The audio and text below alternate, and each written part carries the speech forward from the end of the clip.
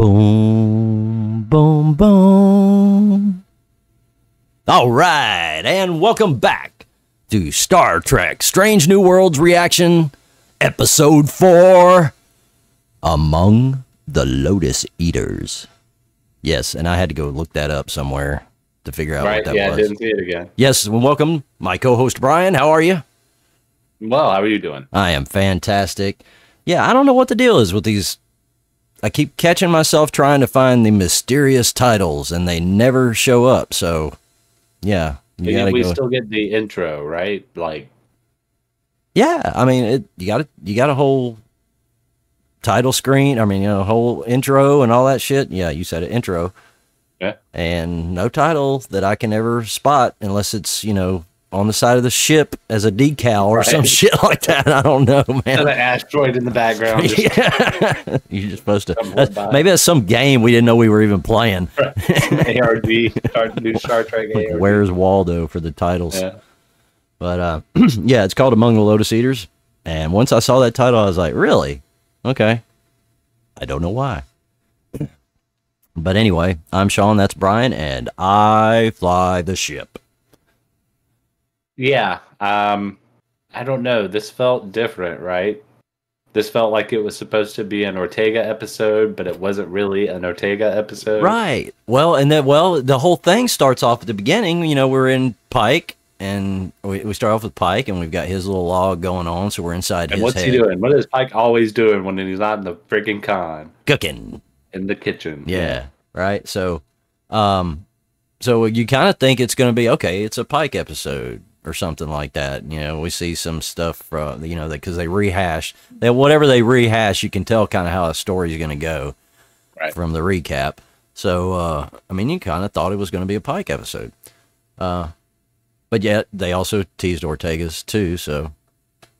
Anyway, yeah, I didn't know which way they were going. I'm like you. Then we get to Ortega's, and now that right after the title. So we have the whole Pike thing, and with his chick, Battelle, Captain Battelle comes in to visit, and she's all like, they're all trying to make time for each other, and they make it painfully clear that they have zero interrupt. It's like constant interruptions all the time.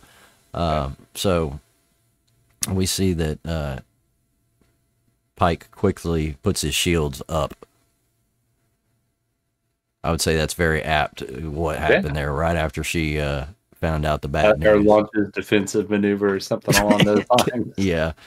Well, he's definitely on the defensive. He's trying to push her away at the beginning there, yeah. Yeah, because, I mean, she loses her... she thought she was going to get this Commodore position, and that fucking Vulcan guy that she worked for, Judge Advocate, what is it, Patak? Or some shit. Yeah. Like, it might as well be Patak.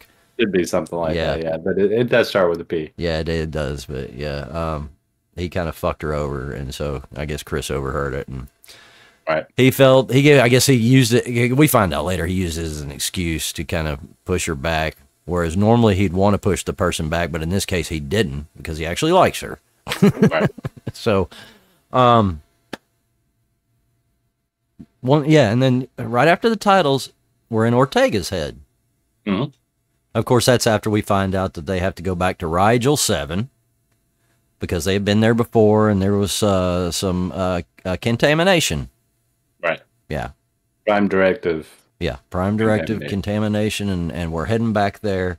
And so Rigel 7, as soon as I heard it, I was like, well, I know I've heard Rigel 7 a bunch of times, so I do have a few of those times. Let's see. Obviously, what y'all most remember it for is the original pilot episode, The Cage, which was later the Menagerie Part 1 and 2 reused. Mm-hmm. So either one of those you so choose to look at. I actually have a picture from the original episode. If you remember, okay, so, oh shit. All right, I had a little bit of a technical difficulty there, but yeah, so the Rigel 7, you'll remember from I said the Cage episode, the Menagerie and stuff like that.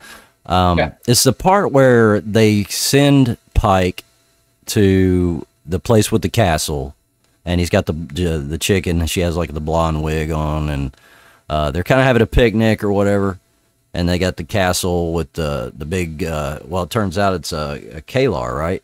That's what a Kalar is. So every time they mentioned Kalar in this episode, that's what they were referring to, and I didn't think about that at the time when I was watching it, so I didn't have that mental picture until later.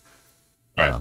Because I kept saying I'm pretty sure this has something to do with the cage, but couldn't remember for sure. It's been a while since I watched that one, so getting older these days, and just like this show, my memory was failing me, but it'll come back. But anyway, so I had the picture I was going to show, so let's see here. Yep. That's the new one. Looks very cool, and I'll take you back in time now. You're trying to share your screen? No, I'm just showing them screenshots. Gotcha. Okay. Yeah. So that's the original one there, and it's I mean, for back in the day, it was beautiful. I remember, of course, and the remastered version's even nicer looking, but yeah, and then he had a big fight with that giant looking Kalar dude, and there it was. So just thought that was like the first visual thing we've ever shown on here. It's a milestone. It's actually something to look at besides our ugly mugs. Right. Yeah. If I had a team of people, I'd probably insert a lot more stuff. And then I might eventually do it myself. I'm getting rather savvy, doing quick edits and stuff like that. So if you had a team of people and you were smart, you'd have 2 different faces up here. Yeah, maybe. Just be a producer. Anyway, getting off topic. So, yeah, the Rigel 7 is a reference from that, and it also there was the song called "Moon" over Rigel 7 that Kirk had proposed singing around the campfire with Bones and Spock in Star Trek 5. The country, yeah. No, it was, The Final Frontier is 5. Yeah. Yeah. Yeah, so those... They were out in Yellowstone, right? Yeah, I think something like that. And there was, I think there's a book reference to it as well that I could find. But the most important part was, they took from the one thing we know about Pike, and that's the pilot episode. So it's nice to have that little seed. But anyway, there's your little taste of what all Rigel 7 was about.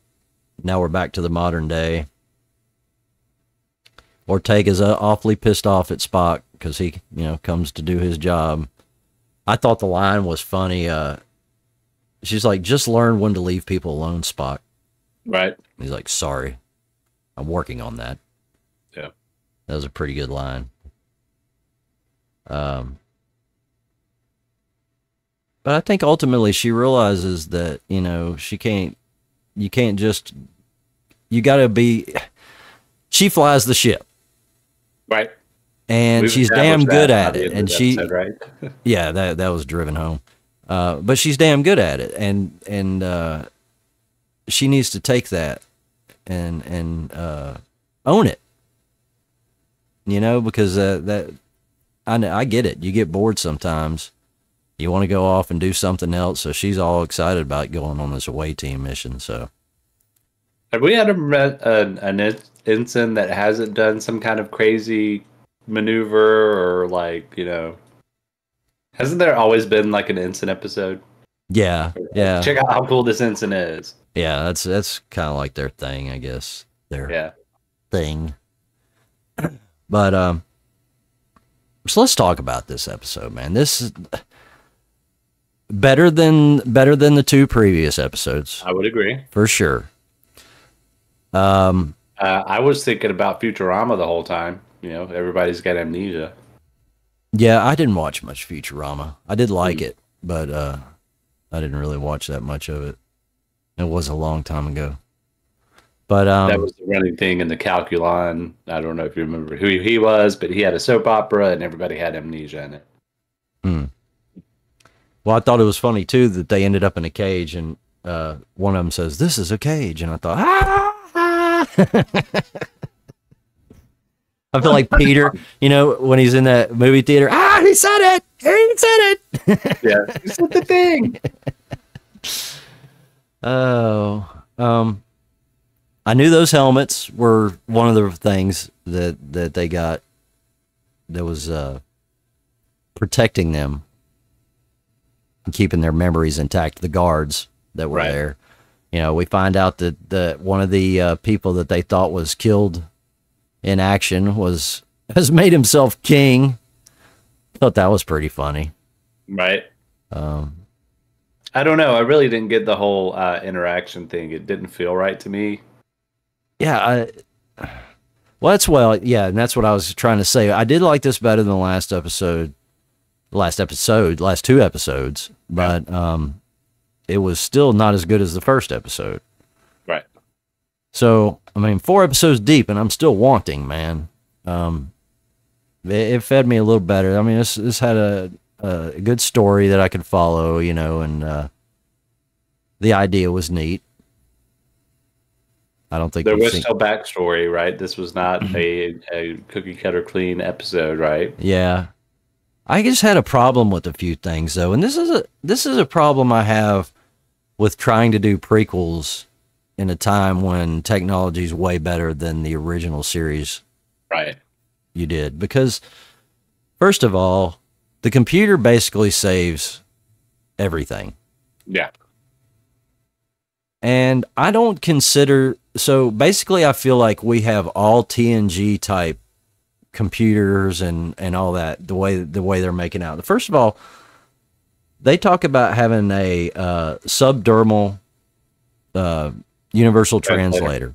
Yeah. I'm like, what the fuck, dude? I mean, like that back in Kirk's day, the TOS day, so even, you know, Pike's day, they had their communicators and even in TNG, the communicators still did it. It was just on their, you know, little button there. The relay, their insignia, emblem. But in the TOS days, it was the communicators that handled all that. So having a subdermal implant, I find a little bit, you know, like, well, shit, man. I mean, then you're making out like TNG can have way better shit than what they had. It just starts to fuck up the tech for me. I don't mind shit looking a little bit nicer, you know, like Enterprise did. You know, it's like, wow, this looks way nicer than the TOS days, and this came before it, you know. But I don't mind having, you know, the flat panels and the real kind of stuff. It's just the way our technology was. It was better. I still thought they made it look primitive, but giving the computer the ability to interact the way it did in the Next Generation and Deep Space Nine and Voyager and all that and later stuff, I don't like that.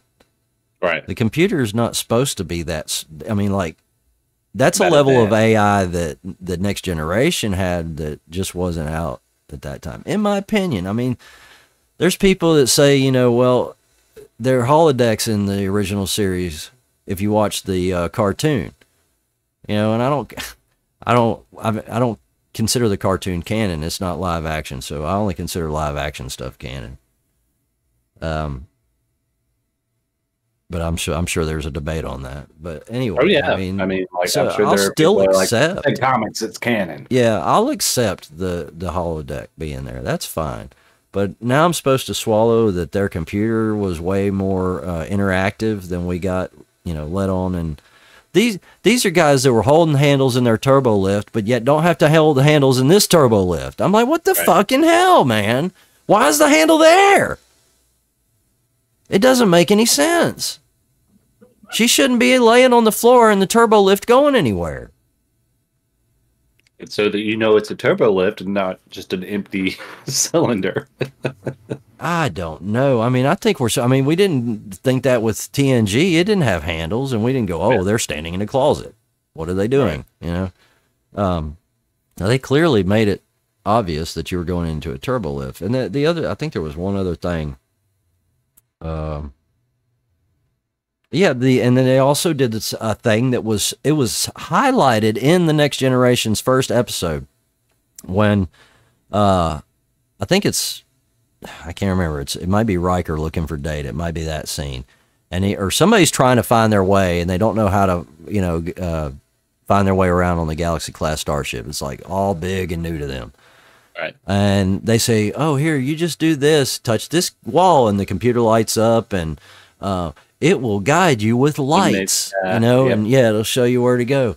Like that's a new thing, right? Like that was something they were touting as new on the Galaxy class starship.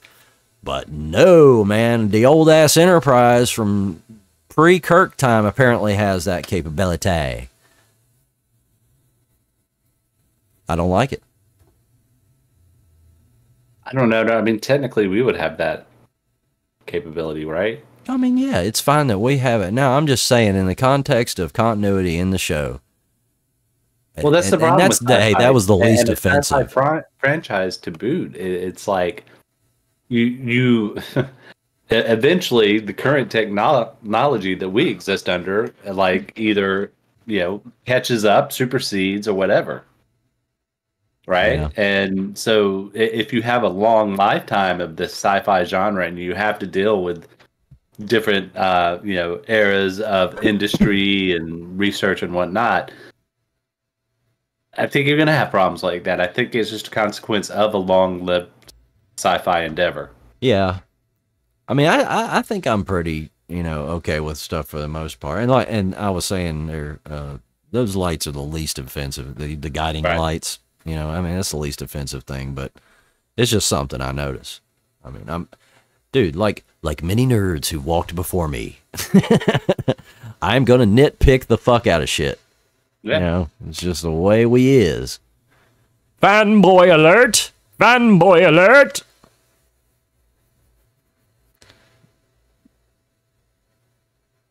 Anything you particularly have to add or want to add to this? Well, I mean, it's weird. I really don't feel like we saw much of a build. As much time as we spent with Mbega, Leon, and Pike, we never saw much build on them, right? Other than the fact that Pike feels like he loves this other commander or captain. Yeah, I feel like we don't. Yeah, I feel like it's just thrown together quick. Like we don't know enough. And meanwhile, we're doing a classic Star Trek trade-off where there's the event going on with the away team and the event going on the ship. So it felt like kind of low energy, a lot of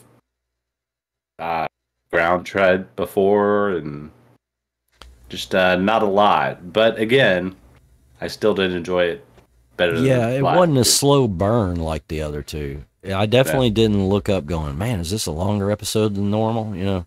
When I did with the first two, and this one seemed to at least flow fine.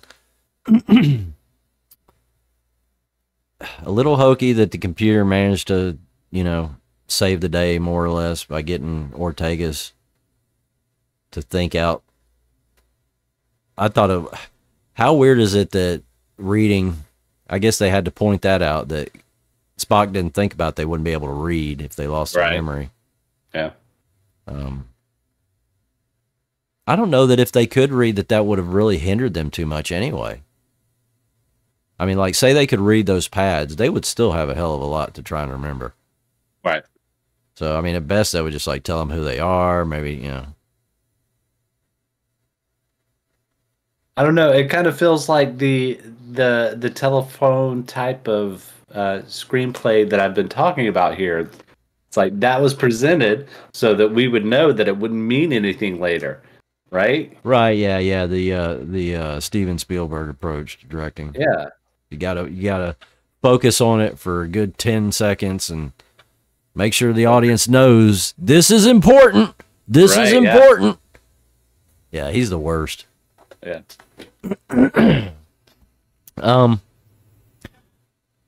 So basically, this story, they've lost all their memory. They get their memory back because the castle protects them. These helmets that the guards wears protects them from this radiation that this asteroid hit the planet apparently and caused this weird radiation that caused them just to lose their memory every I don't know. Every cycle, we'll say, right? Because I don't know how many hours are in their day. Whenever you go to sleep. Yeah, so they would lose some, and And then the locals that have been dealing with it forever, you know, found ways to deal with it. I thought were cool, like the tattoos and stuff. And he knew that his tattoo had been covered over by, you know, he had covered it over, so he knew he could feel the loss. That old man. I'm just talking about somebody I didn't even identify. Yeah, it was an old man there, a Kalar. Here's a question: did I interpret this right? The effects on the ship were worse, right? It seems As they got to that field, because they couldn't read, and yet this guy woke up every day and read his forearm and understood that was his name. Right? Yeah, see that's what the thing about reading. I was like, did they really cover that? That's something that they would lose. You know, I mean, like you say, that guy's sitting there, you know, looking at. Well, he's making a big deal about how they use pictures and that shit, and they had that totem. You know, that everybody was worshiping, I guess, or lived. But his arm was just like letters, right? As far as I could tell. Yeah. Yeah, well, something like that. Yeah, pictographs, I guess is a good way of saying it. I guess, though, their totem wasn't totally wrong. I mean, there was a box in there, and if they stay in that castle long enough, they will get their memories back. So there is a box. They'll get their memories back. It's not the memories coming from the box, but, you know, I mean, again, it was better than the first two, but it just was missing something. I don't know. It's almost like with the whole Cage reference and everything, it's just fan service. Maybe that's what it is. It's just fan service. No Carol Kane either. Could use some Carol Kane. Spock, they've been really great with Spock as a comedic foil. But I agree. You got Carol Kane there, man. Use her. Why not? But like I told you, this was going to happen, man. They were going to be very sporadic with her. They weren't going to, you know, have her in every episode. Even if it meant telling one joke, just one interaction, they're not going to do it. Yeah, I mean, like I said, I'm not surprised. You know, she's old now. Well, it's all part of how they shoot shit too. You know, they only want usually have so many actors on the set, and whether or not they've even thought about, you know, how they're going to use her. Because I don't know what, you know. Hey, should we just have Carol Kane, or they, you know, was that pre-planned? How did they even think of that? Did they have this character? They thought, wow, you know, this is a Carol Kane character or something like that. You know, who knows how that came about? Or they just threw the character in there because somebody knew Carol Kane. Yeah, exactly. That's what I'm getting at. There is no telling. So, it's like the Seth MacFarlane cameo in Enterprise. You know, right? I really don't have much else to say about it, man. I'm hoping beyond hope that we just get that ball buster of an episode that we're dying for. I mean, like after the first episode, I am so found wanting, man. It's mid-season, so it should be expected in the next episode or two that something big and drastic is going to happen. I'm ready for my fun episode now. Right? Yeah. Intrigue or fun, we're still waiting. I fully expect for us to circle back to the other event, the Gorn. You think? Yeah. I guess they're going to keep some kind of minor arc going, huh? Yeah. All right. I'll allow it, but just keep those episodes separate, like, as best you can, you know? I mean, Doctor Who did the same shit in the 80s, man.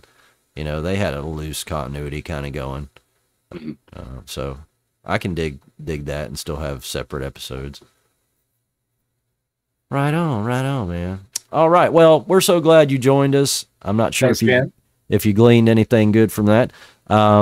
Please remember to like and subscribe. We need all the help we can get.